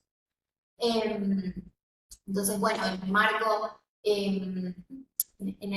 de esto, de pensar en el pasado, tener en cuenta que ese pasado es muy, va avanzando, me alcanza muy rápido, ¿no? O sea, no sé si esto suma que lo cuente, pero traigo a la mesa porque es algo que no lo puse en la presentación para no hacerlo mucho más extenso, pero la inteligencia artificial no es algo que salió hace 10 años. No. O sea, tiene sus orígenes fuertes con la Segunda Guerra Mundial. El problema es que no había, su problemática es que no había un campo donde expandirse. Con el campo de los videojuegos, SOA normalmente, entonces ahora ya está, no hay forma de detener ese avance. Pero bueno, lo importante de esto es que sí sepamos que básicamente es como hablar con uno mismo. Digo, cuando uno le habla de ChatGPT y lo usas de psicólogo, estás entregando todo tu... Sí, el peligro. Otra cosa que me llamó la atención en lo que estaba hablando Matías, ¿no? Era el tema de la recompensa, ¿no? Bueno, Shane llegó ahora acá, tenemos, bueno, Brasil, ¿no? Y nosotros tenemos Shopee también, ¿no? Y una de las cosas que me llama la atención es esto, ¿no? De la recompensa, ¿no? Te dan los puntajes. Y te dan los puntajes, eso es bueno, ¿no? Desde el comportamiento del consumidor, si vos pones que el producto es maravilloso, perfecto, te da puntos. Yo fui a probar, ¿no? El tema de la ciencia que está todo el tiempo haciendo vuelta, y lo que me entregaron no era nada de esto, de la imagen que estaba, ¿no? Del producto. Y digo, no, el producto falta esto, y sacar todo. O sea, entonces, ¿cómo es esto? Entonces yo, o sea, si yo me doy cuenta, obvio, los consumidores se dieron cuenta y yo, por eso tantas estrellas, ¿no? Por eso, como para que yo tenga el punto y tengo, no tenía que pagar el envío y todo más, tengo que, por más que no me sirva el producto, lo tengo que decir que está bueno. Y bueno, y es un tema que nosotros podemos decir que ahí hay como un anómico, ¿no? Porque falta una regulación y no hay interés.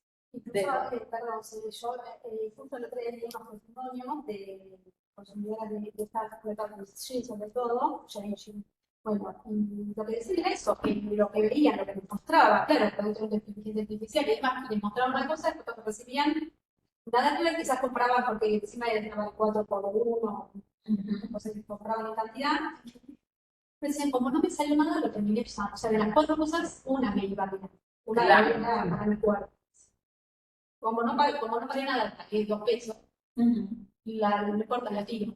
Entonces también, digo, como de alguna manera la inteligencia artificial también se mete ahí, como, digamos, por eso vuelvo a esto de la importancia de tomar conciencia, no solamente los diseñadores, porque ya lo tenemos todos, sí. los consumidores, también los usuarios, en términos de protección, digamos, porque hay que poner. Claro, pero también por otro lado está el tema de las influencers, ¿no? Ay, mira lo que me mandó y qué sé yo, y va mostrando cosas que a veces no es. Por ejemplo, Francia, lo que no se ha hecho nunca, ahora que es la primera vez que pasa, que Google va a montar también, no solo a los consumidores que compran en estas plataformas ultra fast fashion, a los productores, sino también a los influencers y gente de marketing que impulse. Claro. Que antes no era, o sea, el tema del marketing o de los influencers siempre estuvieron como por afuera, ¿sí? Que bueno, no tenían como mucha, no que no tuvieran voz, pero era siempre el foco en los consumidores y las empresas como contaminantes, pero los influencers también, y eso es algo que es, bueno, como que ser. Claro, en Brasil está empezando todo el tema también con eso, con los influencers, porque es un influencer de Rusia como otro tema, ¿no? El tema de usar a los niños, ¿no? Y sí, ahí empezó todo el tema para empezar de alguna manera una regulación, porque es necesario una regulación en relación a esto. Entonces, yo creo que acá se conjuga como muchas veces, digamos, porque no es que los diseñadores o quienes usan la herramienta, pero ya ahí también es más allá. Todo lo que se genera en relaciones, ¿no? Que termina, tenemos una prenda descartada que cuando queremos evitar o decimos, bueno, ya eso es la crisis climática, y esto de lo no se habla tanto de refrigerar los datos, que cada vez.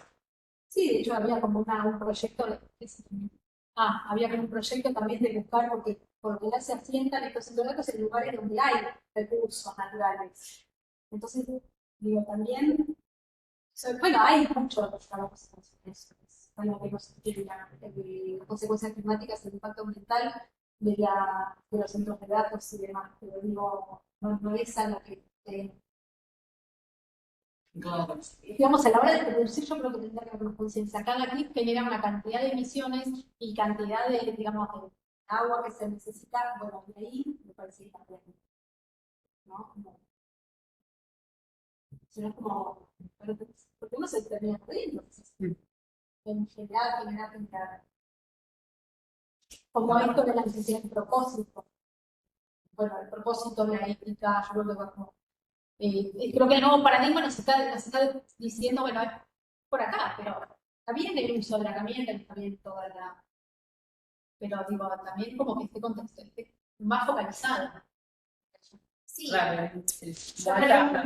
creo que hay como diferentes formas desde dónde me paro para la comprensión de, ¿no? Digo, me paro desde quien lo usa, me paro desde quien consume, digo, desde qué lugar voy yo a entender todo esto, porque creo que el debate es tan profundo que hay que elegir desde dónde ubicarse para poder hacerle frente a ese debate.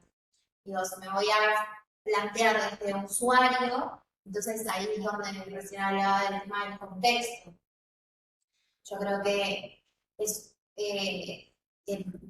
esta cuestión de decir, bueno, lo descarto porque me salió barato. Bueno, por eso tiene que ver más con una cuestión contextual nuestra hoy económica, que es, bueno, compro lo que puedo, que me dé esa satisfacción inmediata. O sea, me parece que eso responde a preguntas que tienen que ver más con el contexto de la persona, una persona que tiene como todas sus necesidades cubiertas y recontra satisfechas y que puede seguir gustos, tenga ese mismo modelo de pensamiento. Y como, es como, nos lleva a un lugar muy, muy contextual, el poder comprar por comprar, aunque sea una tontería, ¿no? Después, por otro lado, si me voy a plantear, si me voy a parar desde quien usa la herramienta, si yo entro en una plataforma como Jane, me doy cuenta enseguida qué cosa está hecha con IA y qué cosa sí existe en la vida real. O sea, por eso digo que me parece muy importante entender desde qué lugar me voy a parar en el debate, porque es un tema tan amplio y que hoy nos está atravesando tanto que si no se diluyen todas las problemáticas que puedan llegar a surgir. Y por otro lado, respecto a las plataformas, pero también especialmente a la IA, que a mí me gusta siempre traerlo como un poco, bajarlo a tierra y no llevarlo a ese escenario apocalíptico, que es, bueno, estamos también en un contexto donde la IA es espectacular. Llega el verano, se está con la luz, yo me quedé. Entonces, por eso me parece que digo, hay algo de que sí, por supuesto que en la cadena de valor su uso es súper potente y demás, pero si nosotros mismos nos perdemos en nuestras propias habilidades y capacidades y le tenemos miedo a algo que, siendo un país como con las herramientas y recursos que tiene, podemos hacerle frente, digamos, claro.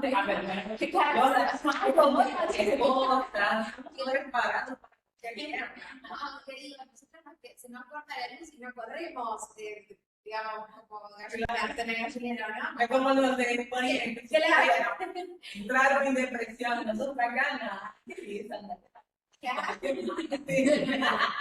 Digo, lo importante es seguir sabiendo hacer las cosas y no confiar, porque pasa mucho en las empresas que tal vez las personas que están más alejadas de la fuerza de trabajo, que son capaz las personas que el ojo de águila o la gerencia y demás, capaz piensan que es más fácil reemplazar los puestos de lo que es. Sí, seguramente, pero mañana se cae ChatGPT y ¿de qué nos disfrazamos? Claro. Ya pasó un día, sí. No tanto tiempo. Sí. Entonces, bueno, ahí es donde me gusta plantearme en nuestro lugar como argentino también, ¿viste? Como Latinoamérica. Sí, igualmente también esto de, hay cosas que sí se pueden reemplazar, pero hay cosas de decisiones, esa sensibilidad que tiene que ser la sí, como hay cuestiones que no podemos traer. No. Porque no les compete. Creo que no les compete, creo que hay algo que el territorio se ha ganado, ¿no?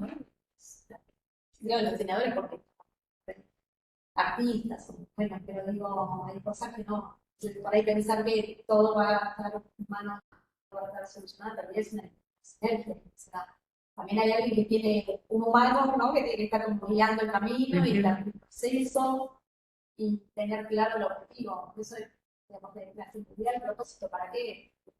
Como, bueno, genero datos, es como una investigación, ¿no? Cuando uno se pone a producir datos, tiene que tener muy claro qué preguntas responder, cuáles son los objetivos, a dónde quiero llegar, no es producir y, bueno, porque sí. Si no, bueno, recabo para. Cuando ahí está, a mí me parece que es importante tener claro Sí, para qué, ¿no? El punto ahí tiene que ver con que se trata de una tecnología disruptiva que en principio lo que hace es esto, es inhabilitar una serie de conexiones que anteriormente existían y por lo tanto pone, digamos, sobre el tapete otro tipo de discusiones. Y esto sucede, me imagino, que en todos los ámbitos, sucede hasta el día de hoy en el mundo de la educación, con respecto a hacer un trabajo práctico o no, digamos, si tiene sentido o no tiene sentido. También con respecto a distintos trabajos a nivel general, con las propias superficies de venta o con las propias instancias de venta donde, digamos, la propia renderización de todas las imágenes, y uno después se termina como, no sé, comprando un mueble o algo por el estilo y decir, pero esto no era lo que yo, ¿no? Porque claro, no había visto una fotografía, ¿no? Diseñada, bueno, y también tiene que ver, me da la sensación, con una necesidad de no sé si plantearlo en estos términos, pero de volver a formar el gusto, ¿no? Esta idea de pensar el gusto en términos de un trabajo cultural, y que necesariamente, digamos, este tipo de tecnologías muchas veces lo que hacen es deformar el gusto, es decir, o quitarle, y bueno, y entonces pasan estas cuestiones, uno termina comprando cualquier cosa, ¿no? Entonces, también una tarea en términos de intermediarios culturales, ¿no? De decir, bueno, hay también una apuesta por el gusto, ¿no? Por el gusto de lo valioso, la idea de valor también allí. Sí, es como abrir, sí, digamos, ya está pasando, ¿no? Pero por ahí esto del metaverso se acelera un poco. No sé hasta qué punto vamos a tener nuestros avatares ahí conviviendo y nosotros en nuestro punto. Claro. No, claro, pero digo, bueno, no todos tenemos metaverso, no todos tenemos avatares. Yo no tengo Bueno, si yo me la vida, no me puede levantar. Y el trabajo y la masaje, si no te va la pantalla, como de estoy contenta para bien más así, para usar la técnica para que no tenga tiempo de ocio. Eso quiero. Eso está bueno. No. Usted me le paga la ropa, no paga ni le gusta y todo, porque ellos están dando gastos. Todo lo que trabajo para vos. Obviamente puedo. Que ahora no vamos a poder tener. Pero no sé, no me pregunto si los procesos artesanales llegarán como a integrarse o quedarán en el mundo de lo tangible y el mundo de lo virtual se profundizará cada vez más. Y nosotros, no sé, ahí en qué lugar quedaremos, digo, las personas físicas, ¿no? ¿En qué lugar estaremos en lo virtual? Pero bueno, ahí digo, los productos artesanales donde uno dice, bueno, estos tiempos momentos, esta cuestión de las materialidades, bueno, todo lo que se está dando ahora de los nuevos materiales, digamos, hay toda una cuestión de trabajo artesanal que digo, está todavía por fuera. Claro. No, y las herramientas digitales. Se está volviendo también, bueno, el crochet, ¿no? Eso movió bastante. Creo que también, como por otro lado, que estamos buscando eso, ¿no? Porque las personas empezaron a comprar máquinas de nuevo para coser todas esas cosas, ¿no? Eso también, como claro. Es una declaración. O sea, claro. Eso es justamente el que vuelvan cuestiones ancestrales. Claro, es justo en una de las tendencias que se ve en la moda para el próximo año, porque como todo se adelanta, tiene que ver con la búsqueda de lo ancestral. Lo ancestral tiene su anclaje no solamente en los oficios, que capaz hoy en términos productivos no son tan posibles a gran escala, no es tan posible que encontrar en un shopping y haya cuestiones de oficio ancestral, pero sí, muchas marcas lo incorporan porque es lo que le da valor a las cosas hoy en día. La artesanía es lo que da valor real a las cosas hoy. Por lo menos hoy la moda se está anclando desde ese lugar. Pero también hay algo ancestral en la autorreferencia, en el autocitarse al pasado, la mirada nostálgica. Todo eso, por eso yo creo que hoy no se puede hablar de una tendencia a nivel general que nos manda a todos, sino que hay muchas vertientes. Y el tema del oficio tiene que ver con el tiempo, y el tiempo es un recurso que hoy se pone como ¿por qué hay tantos influencers y tantas personas que siguen cuentas de comida o de cosas que demandan tiempo? Porque ahí va a estar el punto del estatus. Quien tiene tiempo es quien va a tener. Claro, sí. No tiene que ver con tener el termito caro, sino puedo tener tiempo para poder tener mi huerta en casa. Esa es la persona que va a tener estatus, porque ya la tiene hoy en día. Hoy por hoy, sí, está más. Es como, sí, y es hacer tiempo para hacer como. Exactamente. El silent, ¿no? El silent fashion. Pero el lujo silencioso también. Si se puede decir algo. Sí, me quería marcar, no son preguntas en realidad, son reflexiones, pero marcar una palabra que dijo Luciana, que es la demonización. Me parece que lo de la demonización en realidad tiene que ver con los miedos que generan, los profundos temores que genera la IA. un poco lo señaló Victoria con, bueno, el miedo de que mi laburo, mi trabajo, pueda ser reemplazado. Es como la paranoia colectiva de, ¿y si soy reemplazable? ¿Vale? Y también quería marcar un poco lo que dijo Eugenia respecto de que la IA a nivel energético no es inocua y sí genera consecuencias. Entonces esos dos grandes miedos. Soy reemplazable y también no es tan gratis como, es inocuo y genera también crisis energética como si no lo, adicionando otro factor a la crisis energética. Era eso. Bueno, A ver, ¿quieren algo más o estamos por terminar la mesa? ¿querés darla como maestra de ceremonias, darla por terminada? Sí, bueno, justo más si se puede. Bueno, Acá está volviendo, bueno, justo Victoria también no puede estar porque tenía que ir a la clase. No sé, hay ese mensaje, no sé si será el último o hay alguno. No, es la última. Bueno. Y bueno, nada, agradecerles a los que están, a los presentes, los que están allá en el mundo virtual. Y yo no sé ni dónde estoy. Pero bueno, esto nada, recién empieza, ¿no? Es como, no sé, dicen que ya viene de hace años, Matías también habló de toda la historia de la inteligencia artificial. Digo, recién empieza, o sea, como, no sé, por ahí estos debates se daban hace 3, 4 años. Yo no estaba tanto debate, ¿no? En relación a lo que genera, el impacto y demás. Y en ese sentido me parece que esto empieza, bueno, no es que esto sea disparador, pero bueno, es un debate más. Nos veremos el año que viene. Nos veremos el año que viene, cómo sigue. A ver cómo. Nosotros y nuestros avatares. O vendrán nuestros avatares. Estaría bueno. Bueno, gracias por estar y nos vemos en algún otro evento que organicemos. Pati, no sé si... No, también. Muchas gracias a todos. Obviamente recordar que creo que hasta el día de hoy, para los que quieran presentar resúmenes ampliados para la jornada de sociología, también tenemos mesa nosotros, ustedes. Nosotros este año Sí, se llama Emergentes Culturales, es una sociedad desigual, si no recuerdo, así que, bueno, nada, invitados también. Hermoso espacio para seguir el debate, la jornada de sociología. Y a ver, así, voy a mover. Bueno, gracias. Un placer.